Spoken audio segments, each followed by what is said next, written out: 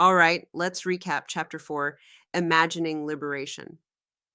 This chapter dives into the early days and evolution of queer cultural expression and activism, mainly focusing on the 20th century. First off, the chapter highlights how early sexologists began to shift away from viewing homosexuality as a crime or sin, thanks to folks like Havelock Ellis. However, this era also saw the medicalization of queerness, which led to negative stereotypes and harmful treatments.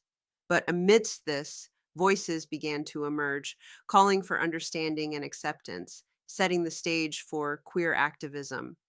The turn of the 20th century brought increased autonomy for women with more access to education. Women's colleges popped up, but this progress faced backlash, with independent women being labeled as degenerates. Sound familiar? Urban life played a crucial role too. The Harlem Renaissance provided a haven for African American artists and writers, allowing for more open expressions of sexuality. Similarly, in Europe, cities like Berlin and Paris saw the rise of LGBTQ communities, where sexual openness was more accepted. World War II had a huge impact. Before the war, Germany was actually a leader in researching and accepting homosexuality, but the Nazis destroyed that progress. The Nazis extended paragraph 175, a law that outlawed sodomy, and used it to persecute homosexuals. In the US, the military started using blue discharges to remove homosexuals, even though many were highly intelligent and hardworking.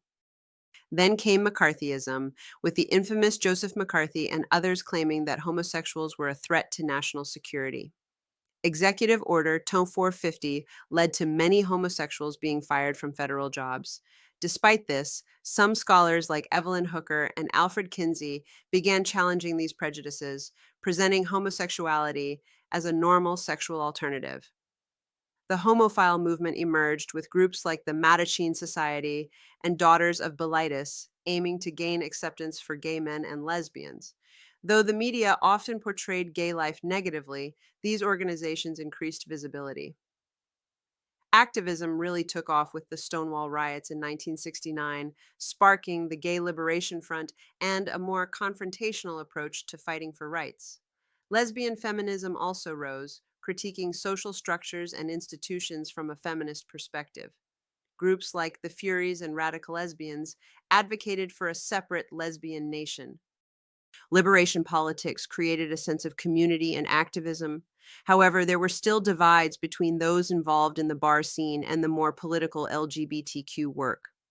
The assassination of Harvey Milk and the campaign against gay rights led by Anita Bryant marked a tumultuous time.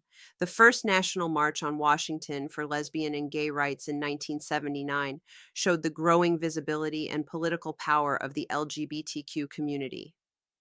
In short, Chapter 4 shows how the LGBTQ community navigated challenges, fought for visibility, and began to shape a culture and political movement that continues to evolve today.